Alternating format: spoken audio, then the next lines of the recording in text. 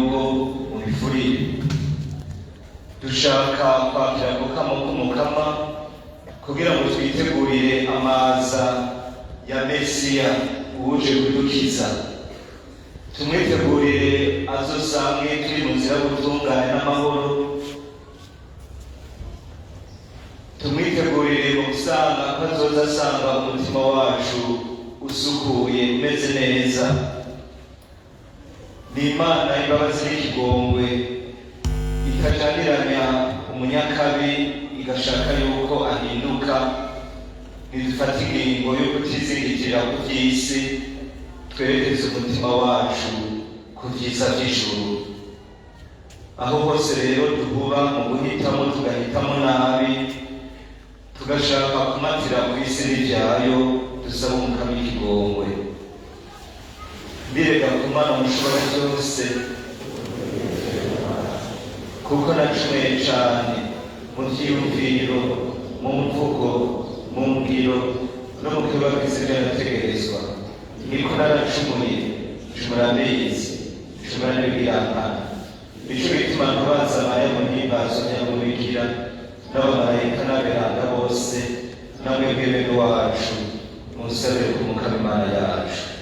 Imana mushobora byose nitugire ikigongwe, maze abadutuye kuri ibicumuro byacu iduhe ubuzima budahera.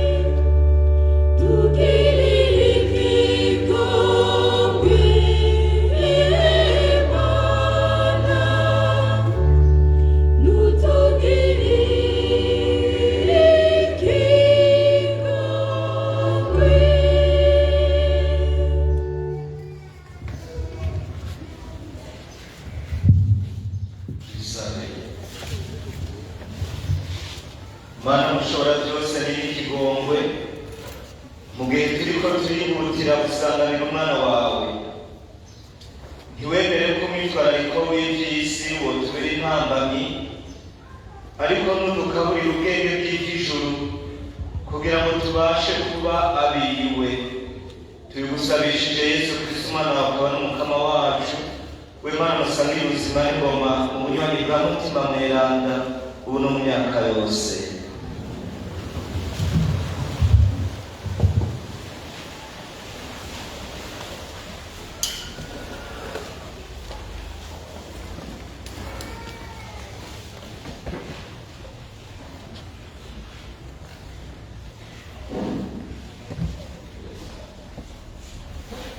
Ibyo dusoma mu gitabo cy'umuhanuzi Baruki, Yerusalemu kuba icyambarwa cy'umubabaro n'amarushwa, ikwiza ubunyazo bw'Imana ubutakikuvako, amara umutamaro w'ubutungane bw'Imana, itwikiye ububone n'ubunyazo bw'amaho,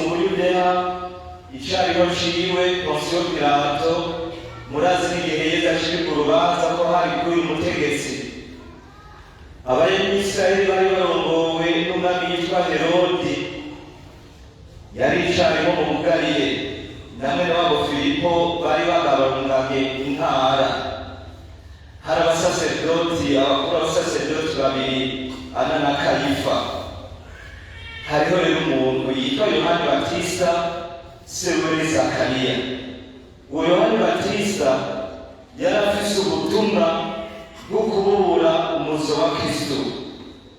No mu bitabo bigeranya na Eliya yategerezwa kuza ategura amaza ya Mesiya.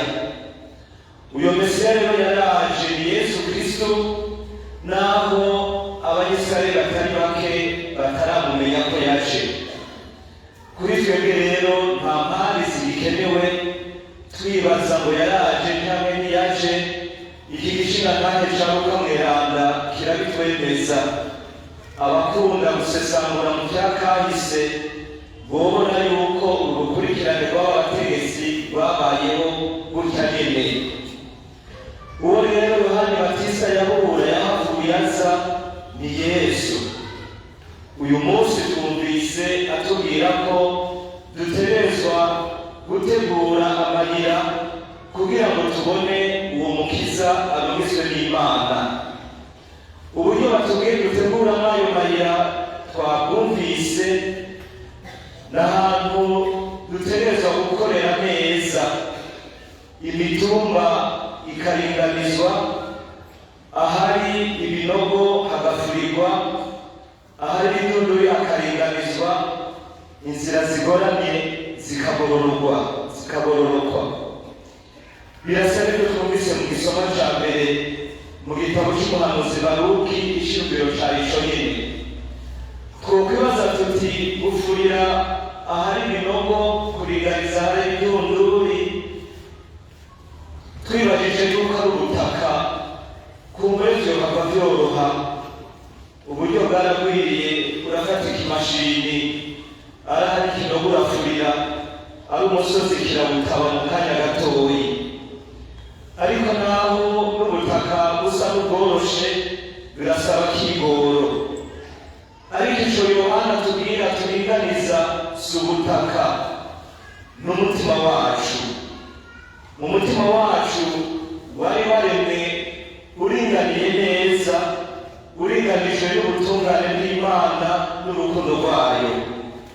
Ariko mu mibereho yacu, imigenderanire yacu, haraba ibintu biza konona ubwo buringanire bwari mu mutima wacu.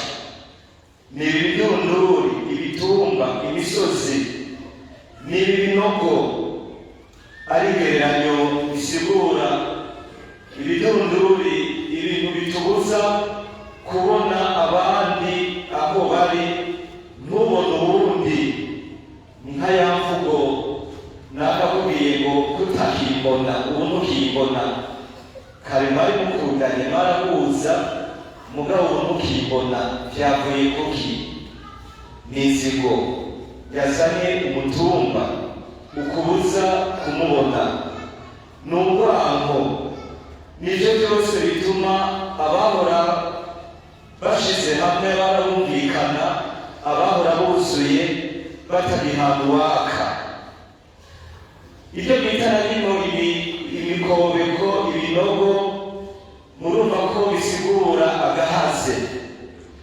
Hariho ikibuze, harabuze urukundo, harabuze ikigongwe, harabuze ukwitwararikana. Iri jambo rero Yohani avuga aradutumira ko twofata amasuka, ibiyozo, amazipiri kugira ngo dutunganye umutima wacu.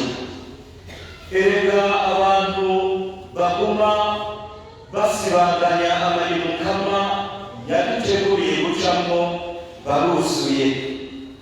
Ni hahandi usanga hari umuntu agitongo ry'ubundi parasera y'ubundi, umuryango ubona bagasura ibinyoma, ari navyo bituma imanza zidindira mu masentare, bigatuma mbere n'ubwicanyi bwinshi buha canke ubundi bukozi bw'ikibi. Murazi yuko itongo rirasosa, niyo ryo bisantimetero imwe induru ziraneka. Nori umuntu ariko arasura ibinyoma, ariko arakora ikibi gihambaye cane. Mwumvire mu gisoma ca mbere bashimitse bavuga ngo muzomwita umukama w'ubutungane, umukama w'amahoro. Iyo ahantu habuze ubutungane nta mahoro ahaba. Iyo ata mahoro naho ahari, murazi ingene haba amakuba menshi, haba amagorwa menshi. Ni naco n'umuhanuzi umuhanuzi Baruki yahereyeko avuga ati nimunezerwe, ntimuzosubira kwambara impuzu y'ikigandaro, ntimuzosubira kwambara impuzu y'amarushwa n'amagorwa. Bibuka ingene bangaje bakuwe mu gihugu cabo bakagenda kwangazwa mu gihugu ca Babiloni aho babayeho mu buja. Ubwa mbere hateye umudugararo, hanyuma hakaba uruhungo, hanyuma ukaba ahantu h'inyamukira atari iwawe, atari iwanyu. Twarabibonye mu magume, mu ntambara twahitiyemo, ingene bibabaje cane. Hamwe rero mu Kirundi bavuga ngo igiti ntigukora mu jisho kabiri. Nk'abantu bafise ubwenge, nk'abarundi kandi tukaba abana b'Imana, twari tubereye gusezerera inyifato nk'iyo yo kurenganya abandi, yo kurema umudugararo aho turi. Tukaba abantu basaba umukama kwaba bogerezwa urukundo nk'uko twavyumvise mu gisoma ca kabiri. Turushirizeho dusaba umukama adukize ivyo byose bitubuza gushikirana n'abandi, ni urwango, inzigo, ishari n'akarenganyo. Dusaba umukama aturonse ico tubuze kugira ngo twitwararike abandi bamerewe nabi, urukundo rw'igishika, impuhwe zitabara abandi. Dushishikare twitegurira umuzo wa Kristo mu kwakira aka kamo umukama duteye uyu munsi mu gihe kizwe. Aragushikirije aka kamo nk'uko yashikirije ijambo Yohani Batista kugira ngo aryigishe abandi. Kandi hata bitwavuga ngo shenguruke turashikanye, bisigura ngo mubandanye mu mihana yanyu ubu butumwa mwakiriye ngaha, mutware iyo nkuru nziza imenyekane hose, inkuru nziza y'urukundo n'imbabazi n'ikigongwe bidukiza urwango urwo arirwo rwose. Umukama adukiza amacakubiri y'amatera amarushwa aho turi, duheze tube mu butungane n'amahoro. Umukama Yesu azoshikire mu mutima mwiza wabyiteguriye. Amen.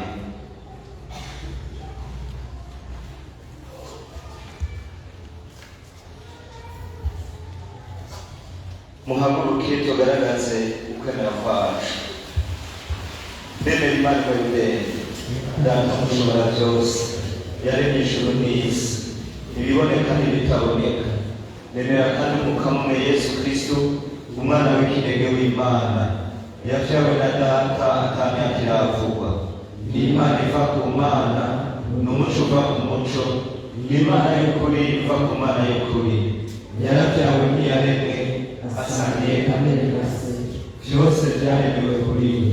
Yavuye mw'ijuru hagati y'abantu agira ngo adukize. Yihaye umubiri mu nda ya Bikira Mariya, kubw'umutima mweranda yigira umuntu, yongera abanga ku musaraba ku bwacu. Kuri Ponsiyo Pilato arababara arahaga, araheza azuka ku munsi ugira gatatu nk'uko vyari vyaranditswe. Hanyuma yurira mw'ijuru, yicara iburyo bwa Se, kandi azogaruka no kwinanazwa aje gucira urubanza abazima n'abapfuye. Ingoma yiwe izobihera. Ndemera kandi umutima mweranda, umukama ariwe soko y'ubuzima, akomoka kuri Data na Mwana. Turamusenga kandi turamwinahaza nk'uko tubihera Data na Mwana, niwe yavugiye mu bahanuzi.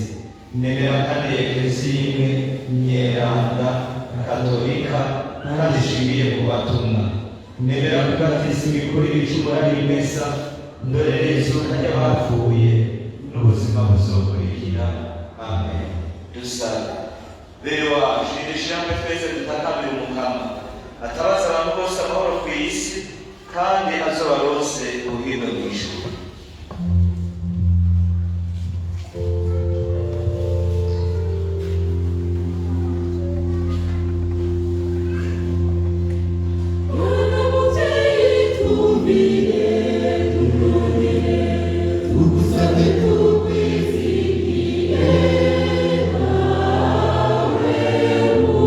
Yeah.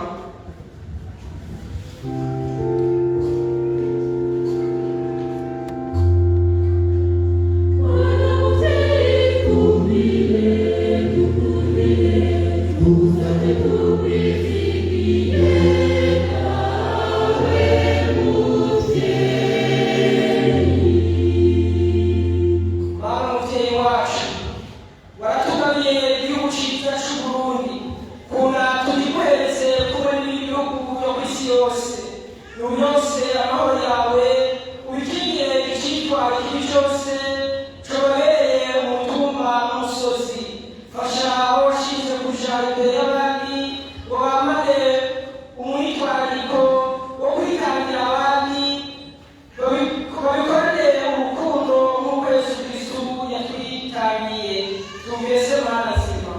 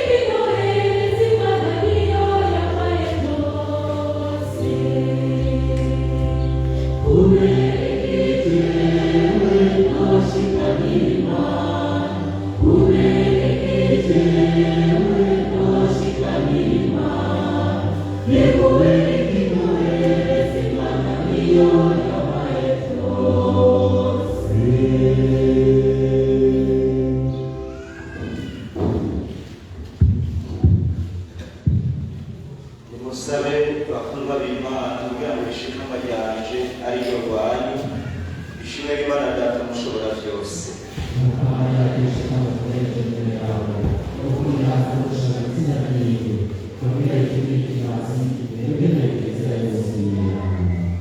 Mukama kundu tururuzwe n'ibisabisho byacu nyamboro bene imperezwa tuguhereje, eheraba twitwaje ibikorwa byacu byiza, nuba ari wowe nyabuna uza kutwitabarira kubera ikigongo dufitiye, tubigusabishije Yesu Kristo umukama wacu mu myaka yose.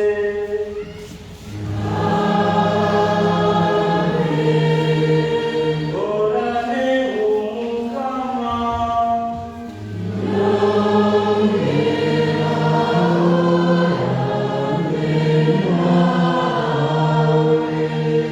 irurutse umutima.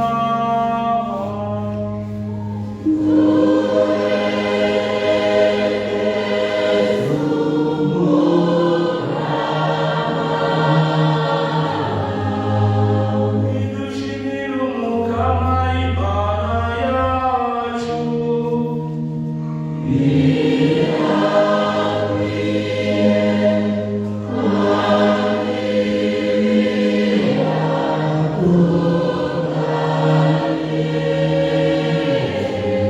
Niko birakwiye kandi biratunganye ko twokuriraza tukakugengurukira iminsi yose na hose. Wewe Mukama muvyeyi mweranda, Mana yamwe mushobora vyose, ubwa Yesu Kristo umukama wacu. Aho Yesu bwa mbere agaca bugufi mu gufata kamere yacu y'abantu, yararanguye ivyo bari bategekanije kuva kera na rindi, adushira inzira y'ubukiriro bw'amahoro. Yashatse ko hasohoka ubwa kabiri mu buringanizwa bwiwe, twoshobora kugabirwa imbonakubone rya bwiza twemerewe, tukubahuka kubirindira umukwama turi maso.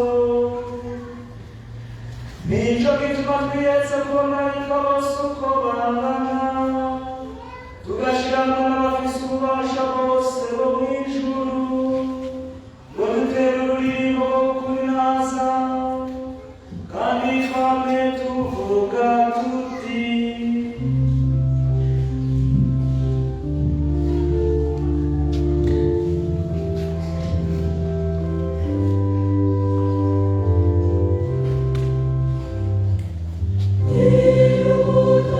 Mutagatifu,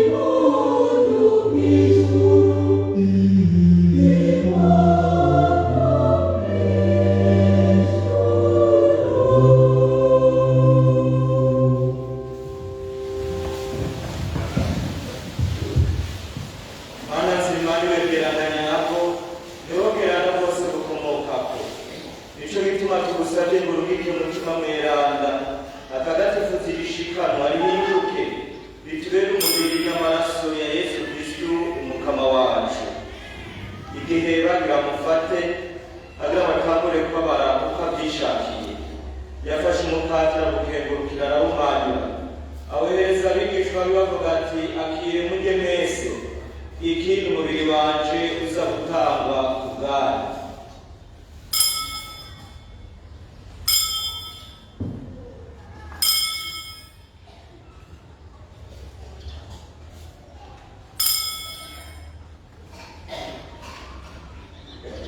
Bamaze gufunguragira kwako nafata ikarisi yongera gukenguruka ayihereza abigishwa be bavuga ati akire munywe mwese n'ikarisi y'amaraso yanje, amaraso y'isezerano rishasha kandi rizokwamaho aza guseswa ku bwanyu no ku bwa benshi abakize ibicumuro.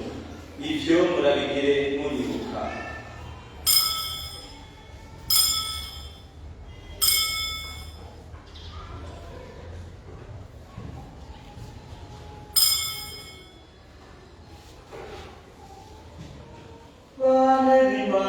Ibanga ry'ukwezera n'agatangaza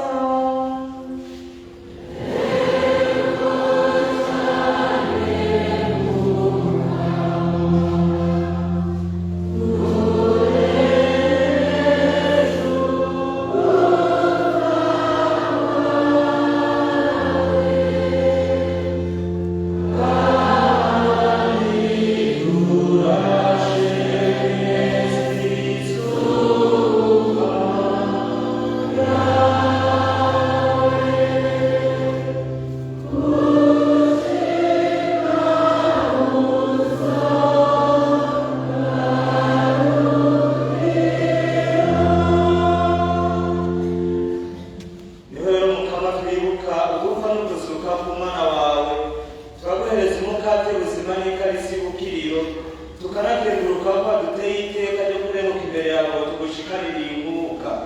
Turatakambye dushimitse ngo umutima mweranda dukoranirize hamwe aduhe umutima umwe ko dusangiye umubiri n'amaraso ya Kristo.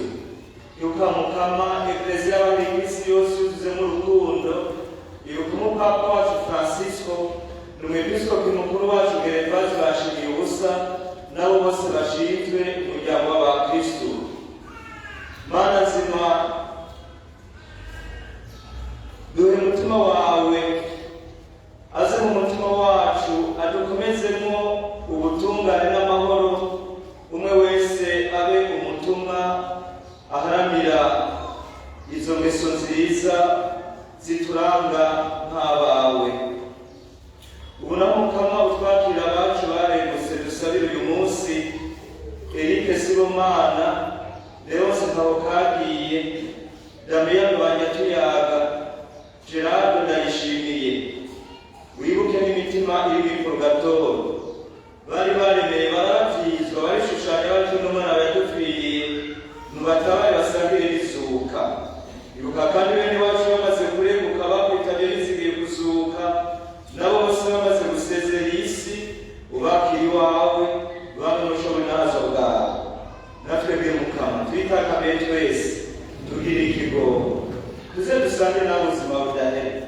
Twame tukunaza turi kumwe na Mariya muhimbaza nyina w'Imana na Yosefu mweranda umukunzi wiwe n'abatumwa n'aberanda bose baciye kuri iyi si ari abatoni bawe, tubigusabishije Yesu Kristu umukama wacu. Kubwiwe hamwe nawe no muri we nyine nutega iteka ryo gusenga Mana Data mushobora byose hamwe na mutima mweranda wongere unahazwe mu myaka yose. Dawa Kristu uri mu ijuru, izina ryawe nirahazwe, ubwami bwawe nibukwire hose, ibyo ushaka nibigirwe ku isi nko mu ijuru. Uduhe ibyo kurya bito kuri uyu munsi, uturekurire ibicumuro byacu nk'uko natwe turekurira abatugiriye nabi, ntuduterane ibitwosha nabi, nyamara dukize akabi. Mukama turagusabe udukize akabi kose, udutabaze amahoro muri iyi si turimo, maze utugirire impuhwe mutukigira igicumuro, twame mu itekane ritagira inkomanzi. Turindire iburyo bw'ijuru n'ihindukira ry'umucunguzi wacu Yesu Kristo.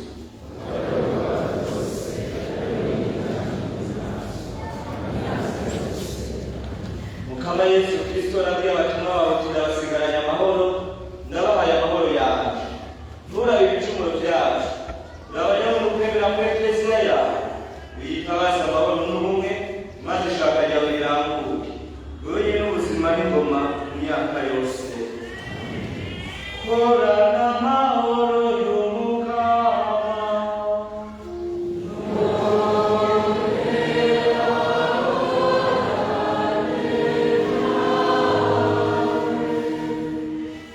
Mu guhana amahoro ya Kristo, umwe yunamire uyubaha kuri buryo bwiwe.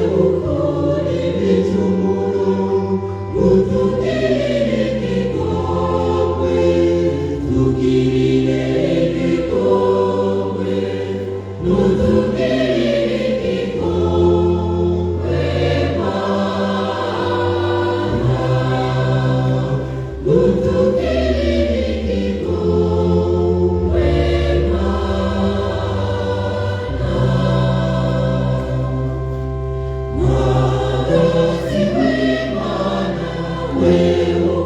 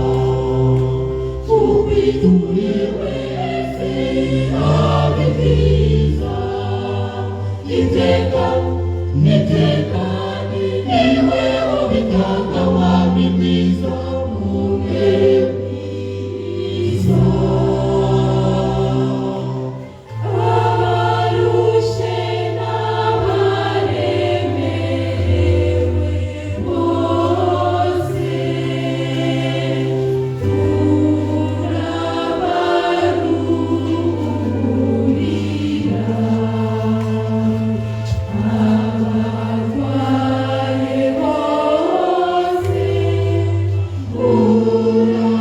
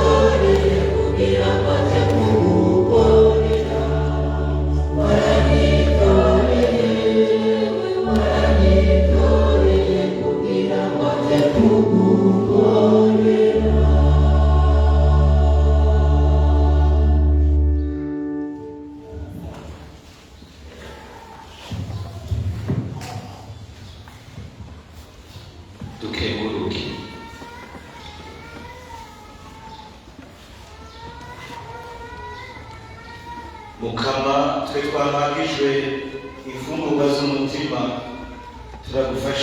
turagusabye twifashe buhoro utwigishe gusobanura mu bwitonzi ibyiza by'aha ku isi no kwihambirira ku byiza by'ijuru tubigusabishije Yesu Kristo umukama wacu.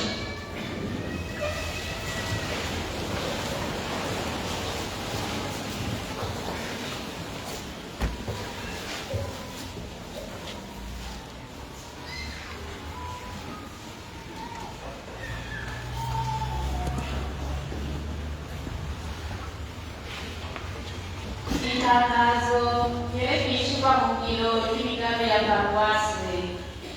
Bakristu bavukanye intore z'Imana dusangiye ukwemera, haraheze iminsi inama ntunganyabutumwa ya paruwase muvyeyi w'ikigongwe ya Kanyosha ibashikirije imigambi mikuru mikuru yategekanije muri uyu mwaka w'ubutumwa 2021 ushira 2022.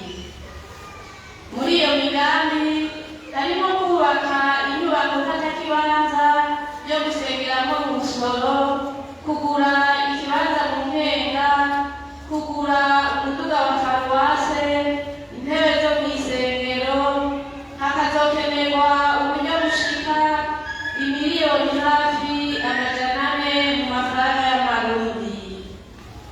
Iyo migambi yose izorangurwa tutibagiye n'ubundi butumwa bwa paruwase. Patiri mukuru yitabikanije n'inama ntunganyabutumwa hamwe n'inama ntunganyabutunzi za paruwase, aramenyesheje abakristu bose hamwe n'abakunzi ba paruwase yuko kw'igenekerezo rya 25 ukwezi kwa 12 mu mwaka ku munsi mukuru wa Noheli hategekanijwe umunsi wo kwegeranya uburyo bwo gufasha kurangura iyo migambi harabe. Mu gitabo ceranga Bibiliya Hagari wa mbere ikigabane ca mbere umurongo wa 15 turabona bene Isirayeli bahamagarirwa kubaka ingoro y'Imana. Dushize hamwe ingufu twese, Imana mushobora byose izobidushoboza. Bakristu bavukanye intore z'Imana dusangiye ukwemera, naho ibikorwa ari byinshi bigasaba uburyo bwinshi, abakurikiye mu manama ntunganyabutumwa n'inama ntunganyabutunzi za paruwase bashigiye yuko uburyo tuzotanga ku munsi mukuru wa Noheli buzofasha mu kubaka inyubako nk'atakibanza yo gusengeramo mu Busoro, kugira ngo dupfunyirize urugendo w'abatama n'abatamakazi bageze mu zabukuru bashobore kuronka nabo imbuga ya misa hamwe n'amasakamento. Dukore mu matarena umukama yaduhaye, twubake paruwase yacu. Wa mukenyezi w'iseruka yotubera akarorero keza. Nuko rero umwe wese natange ico yiyumviriye mu mutima, ntabigirane amarira canke agahato, kuko Imana ikunda ubutangana kamwemwe. Abikorera ba kabiri ikigabane c'9 umurongo w'indwi. Twese hamwe duhamagariwe kubandanya kwitangira n'umwete mwinshi ico gikorwa ceranga twatanguye. Imana mushobora byose kandi munyakigongwe nibarabe byiza, ibanezagire, ibarose imigisha mu banyu no mu byanyu, mubwire ibyo mutanga n'ibyo musigarana. Murakoze.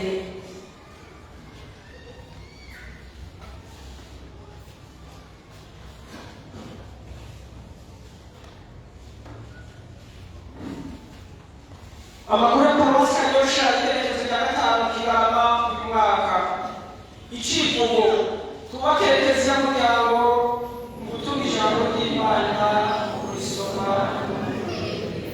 Uyu munsi duhimbaza Dominika ya kabiri y'ubushikiro, ijambo ry'ubuzima. Nimutegure inzira y'umukama, mugorore inzira ziwe. Ibyo tubisanga mu nkuru nziza yanditse Luka mu kigabane ca 3 guhera ku murongo wa 4. Ibimenyeshejwe Patiri mukuru akebukiye abagize umubano mu Kashishi witiriwe Umweranda Anuarita batanze intererano y'amafaranga 200,000 yo kugura intebe zo kwicarako mu ngoro y'Imana. Umubano w'umusoro witiriwe Umweranda Francisco batanze 250,000.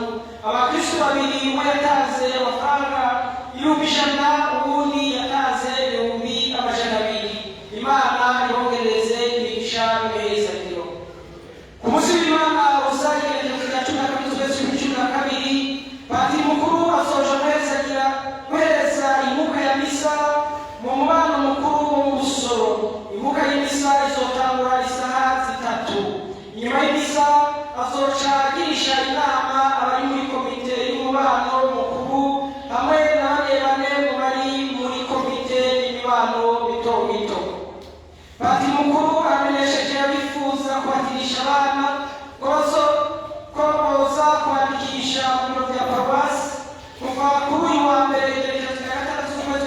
kabiri. Inyigisho zizotangura ku wa kane igenekerezo rya cenda z'ukwezi kw'icumi na kabiri. Ibatisimu ikazotangwa ku munsi mukuru wa Noheli. Abari mu mugwi w'itorero barafise inama ku Imana igenekerezo rya cumi na kabiri z'ukwezi kw'icumi na kabiri misa ya kabiri isohotse. Abagize umubano mukuru wo mu Musoro barafise igisabisho mpuzamibano ku wa gatandatu igenekerezo rya cumi na rimwe z'ukwezi kw'icumi na kabiri isaha imwe mu kibanza ca Surisari. Abagize umubano wo mu Musoro witiriwe Mwera na Rosero bazohimbaza umunsi mukuru w'umuvunyi wabo ku wa kabiri igenekerezo rya mbere z'ukwezi kw'icumi na kabiri mu misa yo ku mugoroba. Bazoca batanga amashirahamwe ku Imana igenekerezo rya cumi na kabiri z'ukwezi kw'icumi na kabiri mu misa ya kane. Abagize umubano mukuru mu Nkenga bafise igisabisho mpuzamibano ku wa gatandatu igenekerezo rya cumi na rimwe z'ukwezi kw'icumi na kabiri isaha imwe yo mu gitondo. Abagize abasuku b'imibano mikuru, imibano mito mito hamwe n'abarongoye imihari n'imigwi barafise inama ku wa Mungu igenekerezo rya cumi na kabiri z'ukwezi kw'icumi na kabiri imisa ya mbere isohotse muri Grand Salle. Ku wa gatandatu igenekerezo rya cumi na rimwe z'ukwezi kw'icumi na kabiri hazoba inyigisho z'imikangara y'Imana izosozerwa n'imisa isaha zitanu. Abigeme n'abana b'umuco bari mu muhari wa Shorestar bazohurira kuri paruwasi Musanga ku Imana igenekerezo rya cumi na kabiri z'ukwezi kw'icumi na kabiri imisa ya mbere isohotse. Ubuyobozi bw'ishure kaminuza yitiriwe Inyenyeri ya Afurika y'Ubuseruko baratanguye kwandika abanyeshure bifuza kwiga kuri iyo kaminuza. Ibyo n'ibyo murabisoma ku kibaho c'amakuru. Abitegurira kubaka Kristo Alexis Uwimana mwene Emmanuel Sindiwe n'umwe na Katarine Ndaruzaniye wo mu Ruziba bazokubakana na Gloriose Nishimeye mwene Pascal Arakafitiye na Marie Berine Ndayavugwa wo mu Kanyosha. Thierry Gahisha mwene Bonaventure Gahisha na Imete Ntibanoboka wo mu Kanyosha bazokubakana na Janine Yongere mwene Salvatore Mugimbi na Consolate yo kubwayo umuremera. Irene Fosi Ndisanira mwene Serge Bikumugongo na Caroline Bizimana w'Umurayi bazokubakana na Denise na Rushimana mwene Pierre Claver na Ibombeye na Anne-Marie na Fosine ndi murimo wo kuri Saint-Cher. Richard Bigimana mwene Celestin Ntawudereye na Colette Ntawuhuriye w'Ubuhomba bazokubakana na Diane Manirakiza mwene Donatien Ntawunigeza na Emmanueline Marie Ndabazaniye w'Ubuhomba. Joseph Uwimana mwene Pascal Mbonyumusi na Donatien Ntibagirwa w'Umutumba bazokubakana na Crescence Niyumumpaye mwene Aloise Habyarimana na Bonaline Bizimana wo mu Kabamba. Julien Simana mwene Severe Niseye na Speciose Nzabonayo wo mu Kabizi azokubakana na Joseline Yakoze mwene Stanislas Basekibeka na Marguerite Ndabarukanye w'Umutumba. Leonidas Ndayishimiye mwene Rafael Nifasha na Helene Nzabonayo wo mu Rutovu azokubakana na Janine Nabire Nziza mwene Simeo Sinzinkayo na Beatrice Nitanga wo mu Rutovu. Egide Ningumize mwene Cyprien Bishanya na Innocente Melanie Ndayisaba w'Ibururi azokubakana na Sabine Anshakiye mwene Nestor Niyonkuru na Josephine Nibona wo mu Kanyosha. Eric Shimimana mwene Ananias Nibizi na Christine Marie Bikebako w'Ubuhonga azokubakana na Yvette Hakizimana mwene Louis Chanel Nyandwi na Stéphane Marie Nahimana Buhonga. Priva Rihose mwene Melchior Rihose na Pepine Sagirishe w'Ubuhonga azokubakana na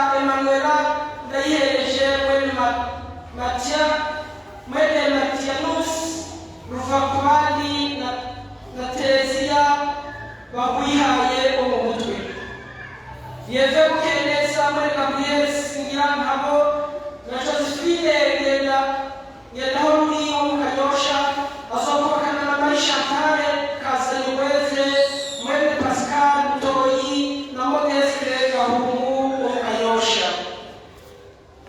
George Kubimana mwene Leonard Zisabira na Nathalie Gakorwa w'Umunanira azokubakana na Claudine Muzwenimana mwene Pierre Kabwela na Patricie Ntinabakeneye wo mu Kibungo. Samuel Bwindati mwene Melchior Ntamutumba na Emani Murwango w'Ubuhonga azokubakana na Teresiane na Himera mwene Janvier Ntavukiye na Sabine Simerankabo wo mu Karinzi. Aroni Niragira mwene Andre Ntavukiye na Leonise Imana w'Ubuhonga azokubakana na Dinese Imana mwene Andre Ndarugendanye na Judite na Imana w'Ubuhonga. Thierry Manfu mwene Celestin Ndabagumiye na Merciane Nyabenda wo mu Rutovu azokubakana na Marike Nosenga mwene Evariste Barutwanayo na Bodanse Ndayisenga w'Igakome. Abazotegura ingoro y'Imana n'impaka za Paruwasi Muvema Maria hamwe n'abagenzi ba Muvoro. Amakuru n'amatangazo ya Paruwasi y'Igyo nimugorana umukama Imana mushobora byose, Data na Mwana na Mutima Mweranda nibahezagire. Nimushenguruke turashikanye mugire umunsi w'Imana mwiza n'ibintu byiza kuri mwese.